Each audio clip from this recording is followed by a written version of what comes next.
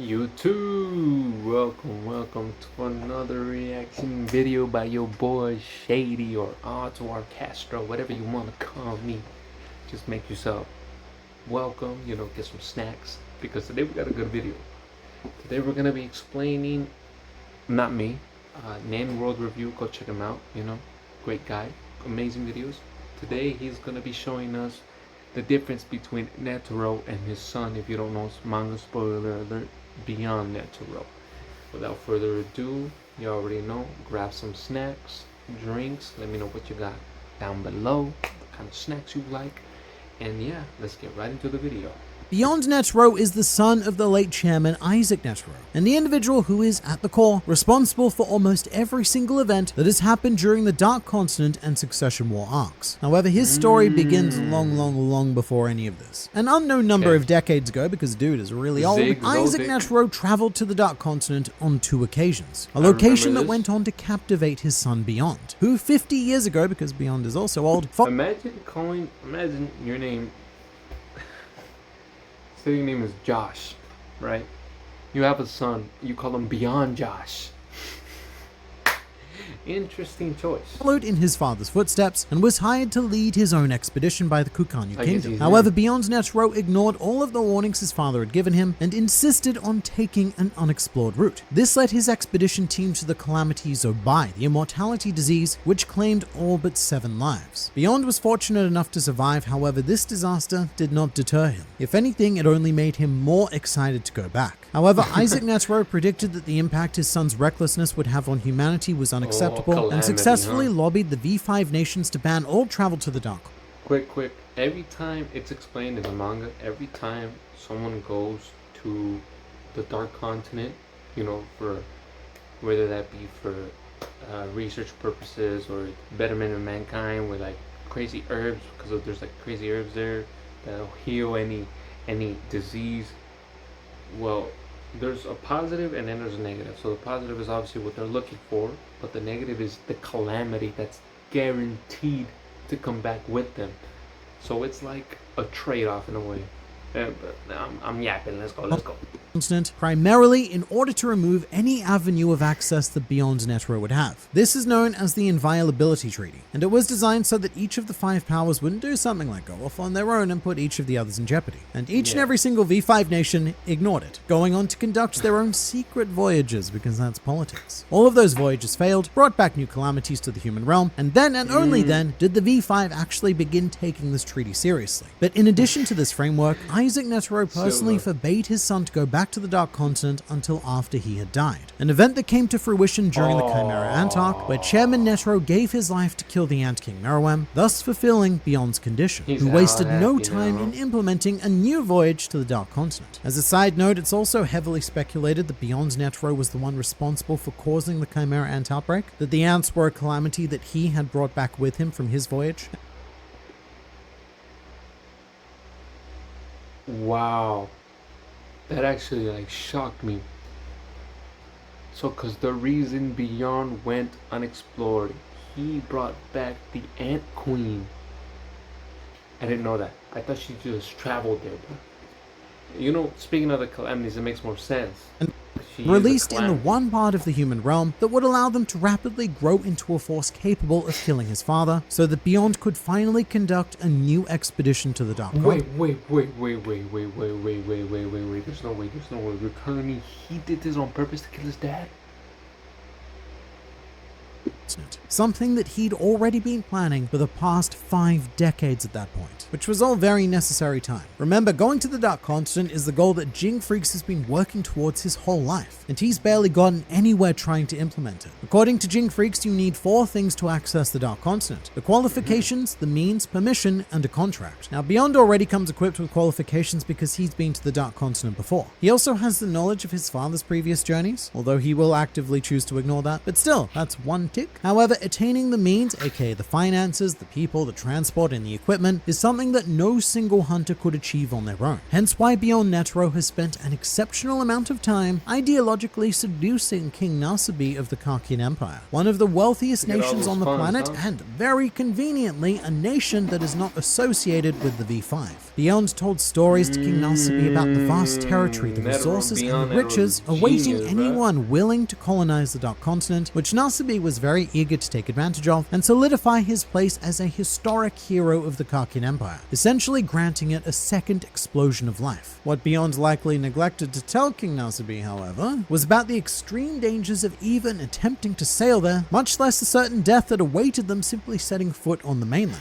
However, ultimately that probably doesn't matter, because King Nasabi isn't a fool being taken for a ride here. His personal agenda very much aligns with that of Beyond Netero, and he has his own extremely sinister reasons for wanting to conduct a voyage to the Dark Continent, being the Succession Contest, a life or death and then battle royale, which we'll go into detail about at a different time. But what I will say is that Nasabi, he has very few worries about the Dark Continent, because the results of this contest should theoretically ensure the Empire's safety. And with this, Beyond had succeeded in attaining the means for the voyage, which culminated in the construction of the Black Whale 1, a colonization vessel equipped to carry 200,000 passengers, almost all of whom were to be selected by lottery, with the exception of some very special people like the Karkian royal family who got to avoid that system. Although as it turns out, the lucky ones were the people who weren't selected. You really don't want to be aboard the ship, for so many reasons. But that's 2 ticks for Beyond, qualifications and the means. However, what he still needed was permission and a contract, the former of which was achieved almost laughably easily. Beyond Netero's personality has been noted by the Zodiacs as being practically identical to his father's, especially in the field of charisma. So much so that upon hearing Beyond Netero speak, each of the Zodiacs were left in stunned silence, because it was as if Isaac Netero had been reincarnated before their eyes, which I wouldn't blame anyone for actually thinking, because reincarnation was a big part of the Chimera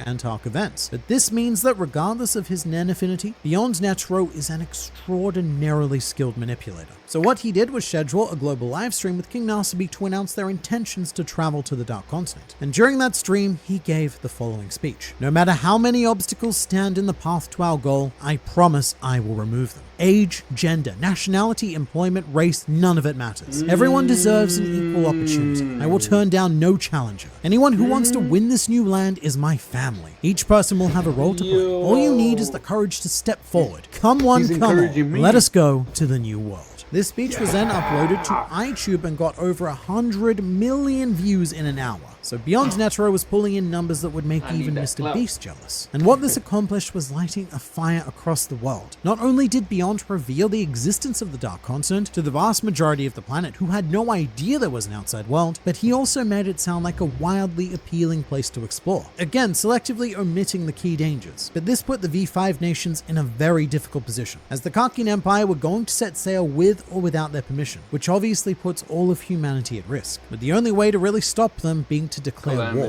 which was a strongly considered option, as according to clauses 7 to 9 of the UN Basic Relations Treaty, I cannot find a job. Have you tried looking in tech? No. The case of any perceived threat involving contagious biological hazards and unknown menaces. Unknown menaces describing the Dark Continent calamities quite well. However, the V5 ended up selecting a much more peaceful yet much more greedy option. Remember, I previously said that each of these 5 countries have violated their own treaty to travel to the Dark Continent on at least one occasion, all of which were driven by greed. And now they've come together, unified by their greed, so here's the plan. The V5 invited the Karkian Empire into their organization and officially became the V6. Then together they would pool their resources to conduct the first official successful Dark Continent voyage and split the rewards between the 6 nations. That was the public position. The private position was that the V5 made a secret plan to dump the Karkian Empire on a landmass known as the New Continent and pretend it was the Dark Continent before moving on to explore the real Dark Continent themselves. And on this occasion, Togashi has perfectly depicted the hubris of humanity, because the V5 aren't trying to prevent Dark Continent access to save save humans. They're just trying to make sure that they're the ones that end up with all the rewards. And all of this was foreseen and taken into account by Beyond Netero, because his speech triggered a lot of pressure from business leaders and assorted political donors to explore this option, thanks to all of the wild promises of the untold discoveries and therefore newfound profit. Speaking of, it's also worth noting that Beyond Netero also has a public and private position on this matter. What I quoted before, that wonderful speech about equity and opportunity, that was Beyond's public opinion, but now here's the speech that he gave to his personal expedition team in private. I want to go where no one has gone before. Meet people nobody has met. Acquire things nobody has touched. I want to explore without bounds in the great wide opening, leaving my mark on virgin territory. I won't turn down anyone who joins or chase after anyone who leaves, but I'll crush anyone who tries to interfere. And there you can see the stark contrast between the man who Beyond projects himself as versus the man that he actually is. In his public speech, it was all about we and us and how I, Beyond, will protect you, the we. But in private, it's all about I and me and how you will be crushed if you get in my way, which is pretty much the exact sentiment of Beyond's late father. Something very key about Isaac Netero is that he was an incredibly selfish individual whose selfish goals usually just happened to align with what was best for humanity, such as sacrificing himself to kill the Ant King Meruem. Netero didn't do that entirely out of the goodness of his heart. He did so for the opportunity to finally face a worthy opponent. And Netero's leadership is what molded the Hunter Association, and specifically the Hunter Exam, into a trial designed to cultivate the strong and cull the weak, so that the strong could go on to grow, and again, eventually give Netero that challenge he was looking for, which you can see with the Zodiacs, who are handpicked for their unique abilities to challenge Netero in their respective fields. All of this is to say, imagine that selfishness but geared in the exact opposite direction. Isaac Netero's desires may have aligned with humanity's prosperity, however Beyond Netero's desires threaten to destroy the entire human race. And I think the key difference between them can be quite starkly drawn with the Dark Continent. Isaac Netero saw no personal value there for himself. There was no single challenge that he could defeat, so he lobbied to ban Dark Continent travel, thus preserving the safety of the human world and the cultivation of his little changelings. However, Beyond sees great personal value in the Dark Continent, so he concocted a plan to breach that safety and put existence as we know it into risk. Although in the end, they're both as bad as each other, because Isaac Netero hasn't exactly helped our current situation. In fact, he's the reason why every top member of the Hunter Association is now involved in this expedition, because he left a very special DVD to be played in the event that someone just popped out of nowhere and claimed to be his son. And on that DVD, Isaac Netero explained Beyond's motives, as well as their history, and finally gave the Zodiacs a single request, which was to successfully explore the Dark Continent before Beyond Netero. And I'd like to point out that Isaac Netero refers to this as not an order, it's a selfish desire of mine,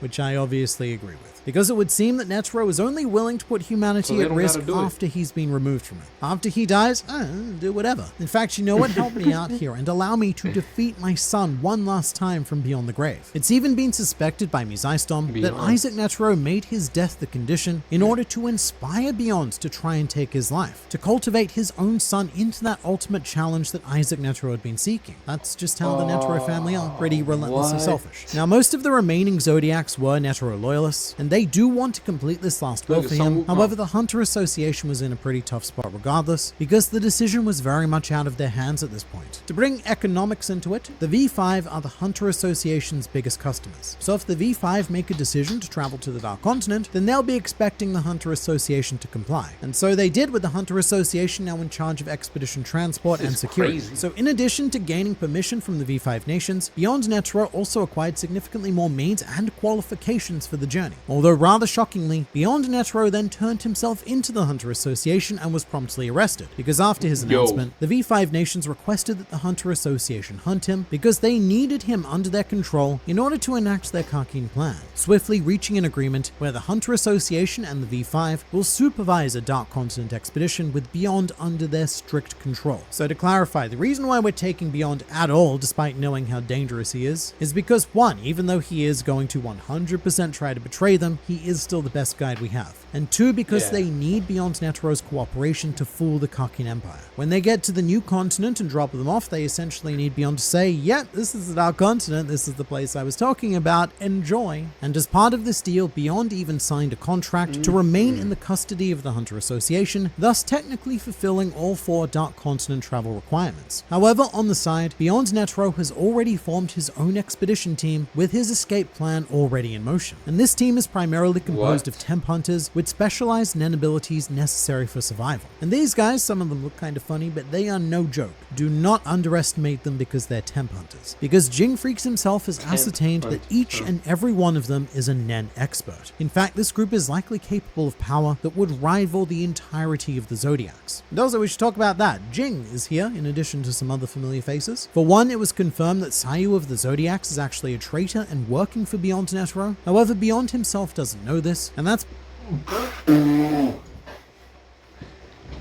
This guy just said, I'm working for Beyond Netero without even telling him.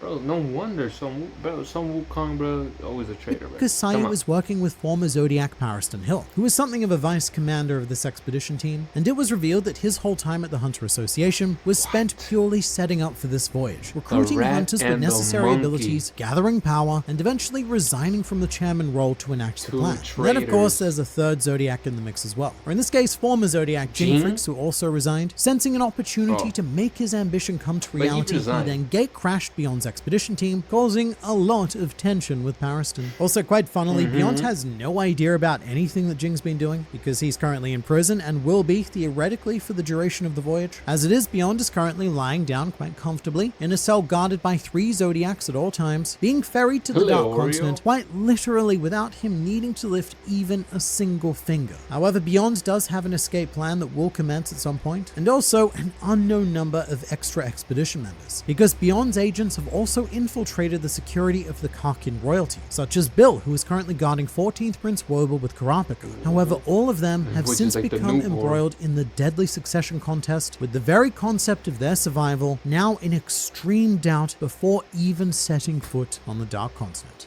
If you're one of the many people... Alright, stop. Ad. Alright, YouTube. Thank you so much. You know, I hope you guys enjoyed the video. That was an interesting video, to say the least. I had no idea from like 75% of all that had happened. You know, I have to keep up now. But it was insane, man. Everything's been calculated from the very beginning from either Netero or his son. We gotta watch out for them. But anyways, I hope you guys enjoyed the video. Hope you like and subscribe. Let me know what you want me to react to next. Make sure to check out Nen World Review. You know, great guy, great content. Like and subscribe for him. And as always, God bless you. May Jesus love. In Jesus Christ's name, amen. You guys have a beautiful, blessed day. Peace.